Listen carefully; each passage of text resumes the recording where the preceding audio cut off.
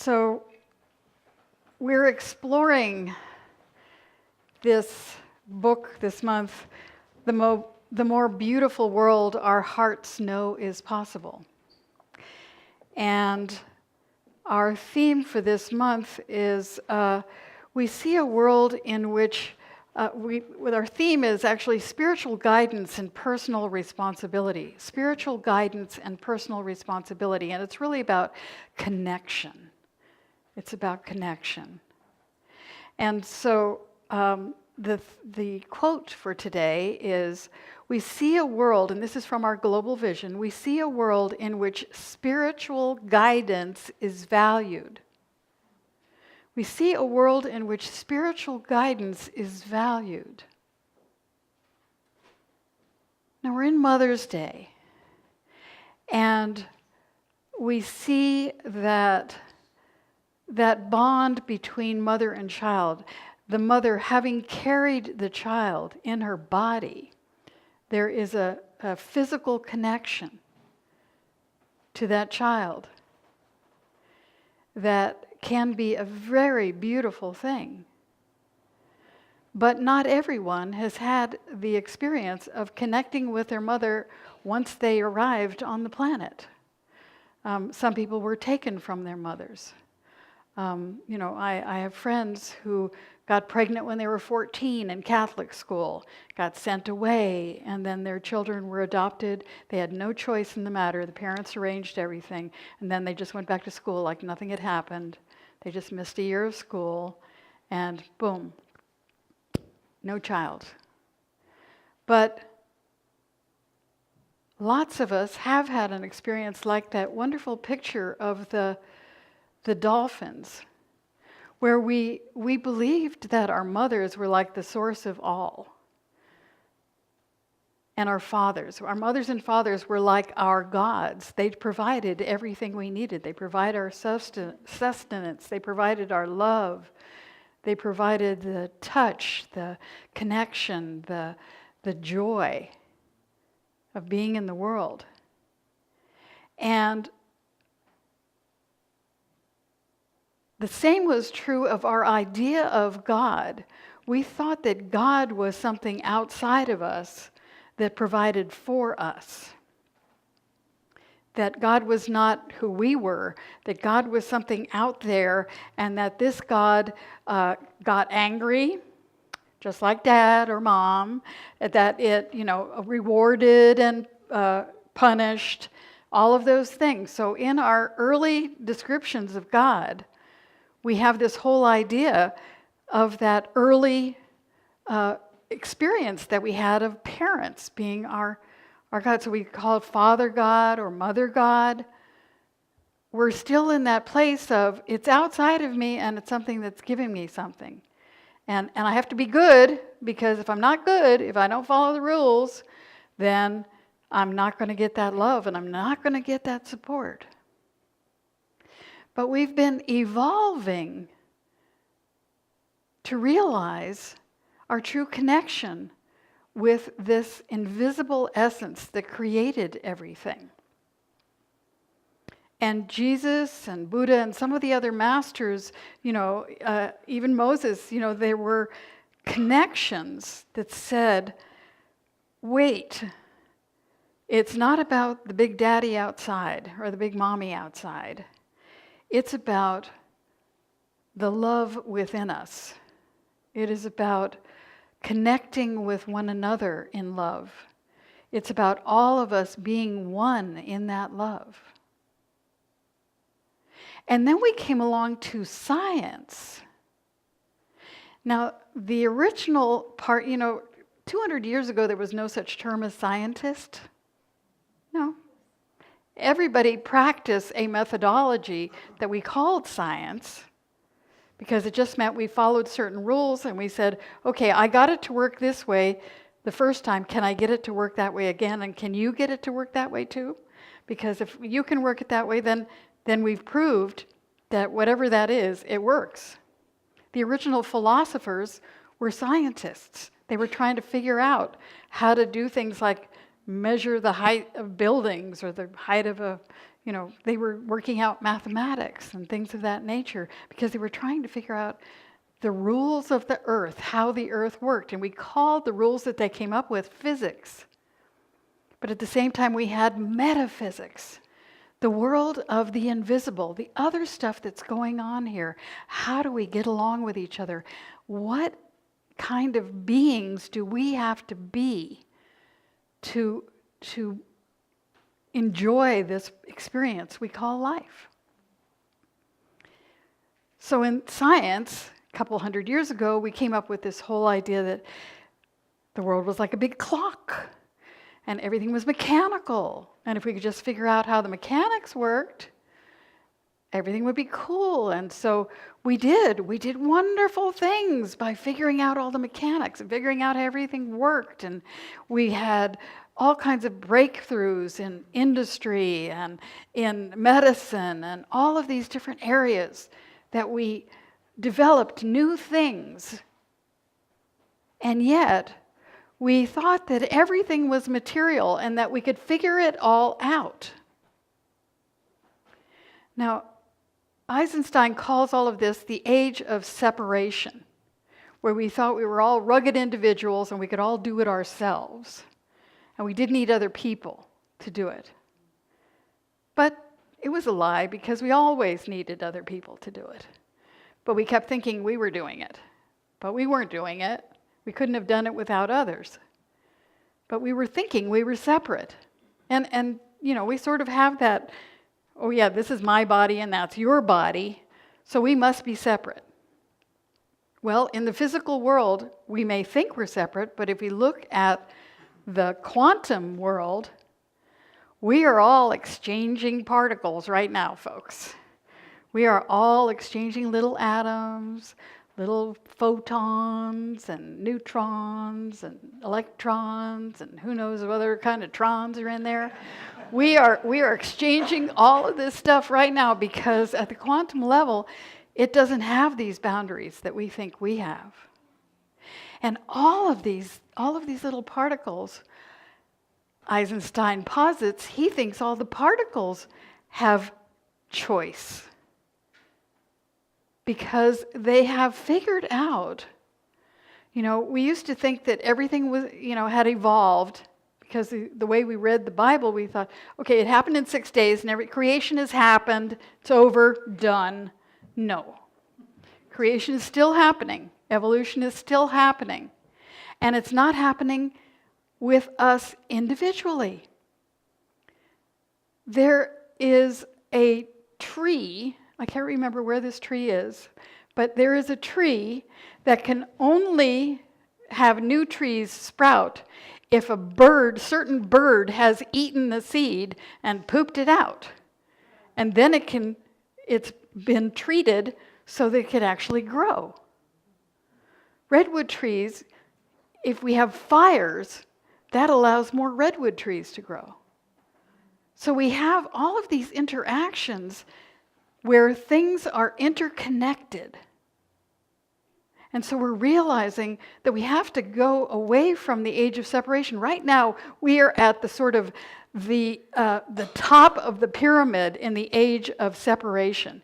And all that we are seeing in everything around us shows us the culmination of what happens when we live in a world where we think we're all separate. And where we have that world of separation. And so we're going beyond that now. We're going into what Eisenstein calls the age of reunion, the age of interbeing, where we realize that we are all interconnected, where we realize that we all depend on one another, and that if anything, disappears, it affects all of us. And John Donne was saying that, 100 years ago, he was saying, no man is an island entire to itself. We're all connected. Ask not for whom the bell tolls, it tolls for thee. He knew. Because the people who've been connected know. And what do I mean when I say connected? I mean that we're aware that there is something else going on here, that there is an invisible energy and essence that created everything that is still present in all of its creation, and that is still evolving itself through all of us. And if we recognize that and realize that, we come to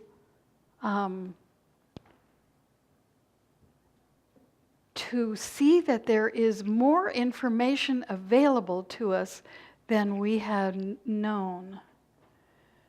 Eisenstein says when we get to the point of despairing that we can change the world, that is the door through which the new information can come. When we finally give up, and I know personally myself, when I think I'm driving around the parking lot, okay, I can't find a parking place, forget it, and then all of a sudden somebody backs out. It's like, as soon as I give up looking for the keys, I will find the keys. As soon as I give up and try to think of strategies to do without whatever it is I've lost, it shows up. I think that's a small indication that when we realize something else is happening, we have to connect with it. It's a creative process. And we open to it through things like prayer and meditation. Now, it's all around us. It's just a question of, can we see? Oh, say, can you see what it is that's all around us, that's what is within us, and that there is all this information that is present right here. Ernest Holmes, who is the founder of the Science of Mind, often talks about us being like drops in the ocean.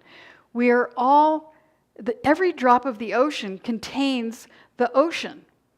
In other words, it contains all of the salinity and all of the particles and everything of the whole ocean. It contains that. Each drop contains the whole ocean.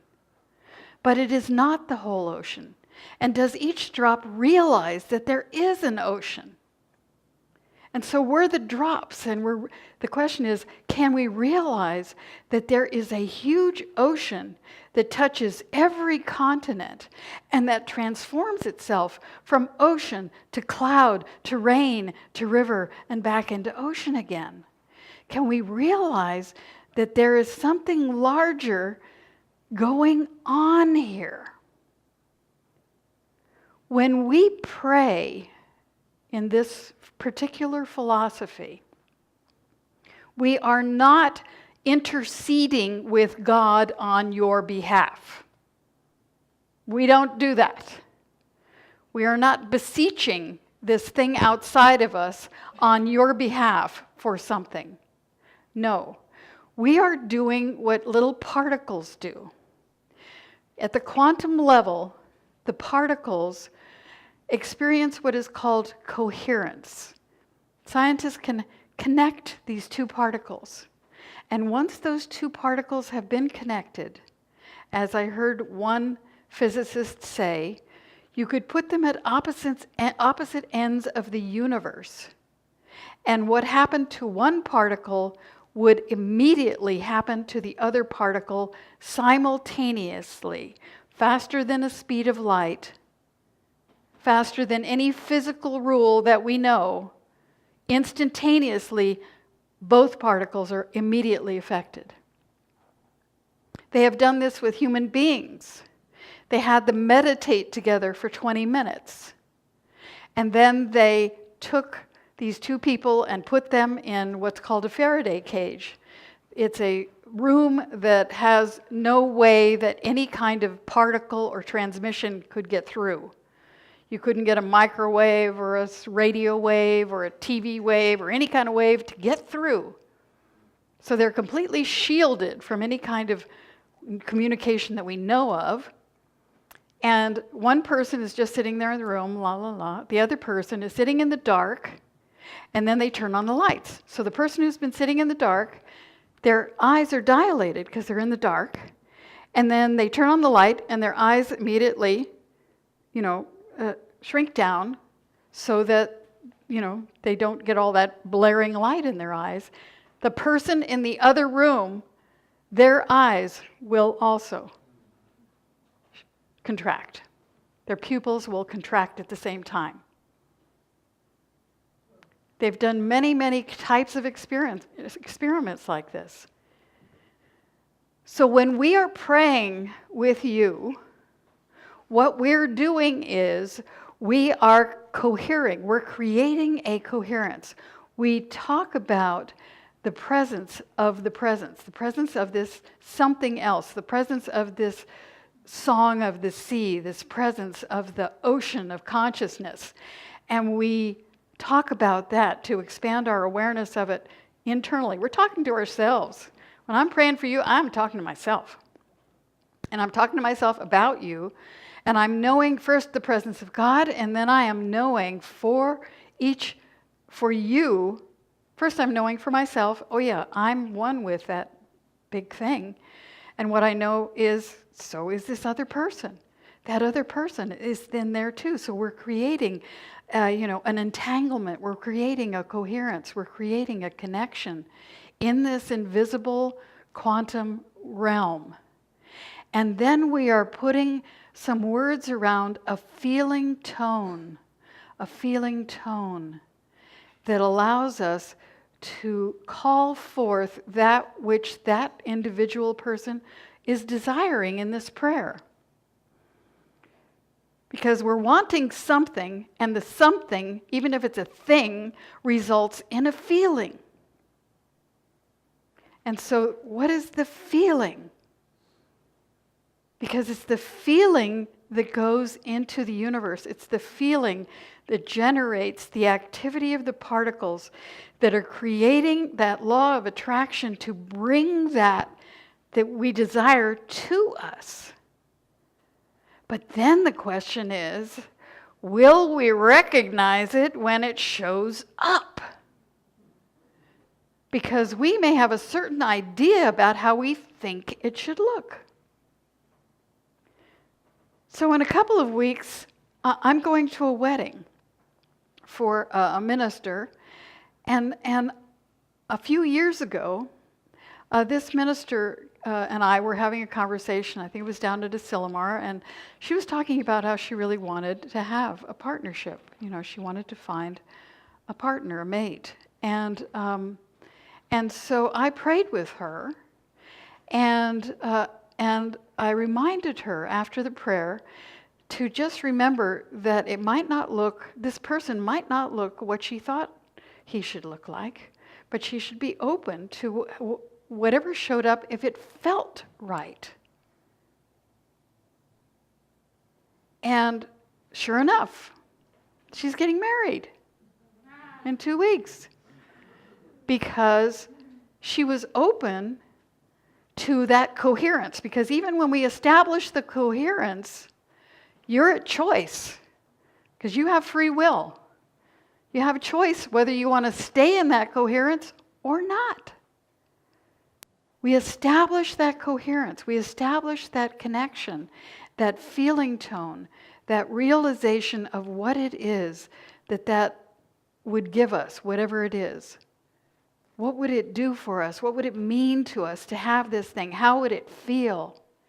And so when we have that, we're communing with God, because God's not a person. God's an energy. God's a consciousness. And so what we're doing is we're communing with the consciousness of that vast, infinite possibility. The energy has no agenda, of itself. It has an evolutionary agenda. Its agenda is to expand. Its agenda is to evolve. And we get to figure out how we're going to join that evolutionary impulsion.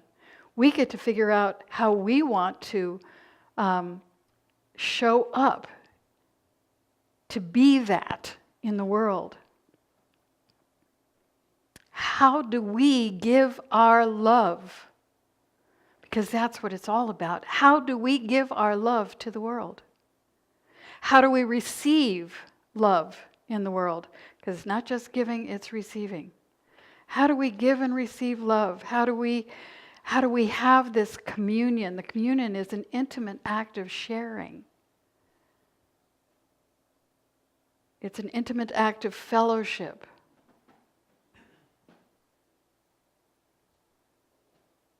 So we're willing to establish this coherence. We're willing to bring that coherence into manifestation. We're willing to open to something greater in us, as us.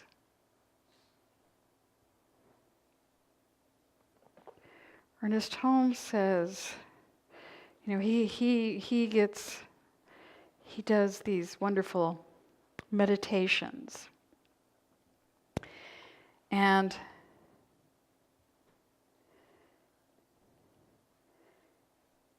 he says, I listen. I will listen to thy voice, inner presence. It will guide me and acquaint me with all knowledge. Thy voice is sweet and tender. It is always kind and gentle. O lover of my soul, how I adore thee, how I love thee, how I love thy voice. It thrills me with gladness and joy. It fills me with peace and calm. It soothes me, it quiets me, and it gives me wonderful rest. I listen, O divine speaker. I listen to thee alone. I listen for thy voice. This is what we're asked to do, to listen to the voice of love, to ask, what would love do here? And to be that presence that evolves through love and in connection with one another, and to joyfully realize that we are in constant communion with God. And so we just have to remember. And so one of the tools we use to remember are affirmations. And our affirmation for this week is on page 2 of your bulletin. I am willing to connect to my inner divine each day. I am willing to connect to my inner divine each day. I am willing to connect to my inner divine each day. I am willing to connect to my inner divine each day. And so it is. Happy Mother's Day.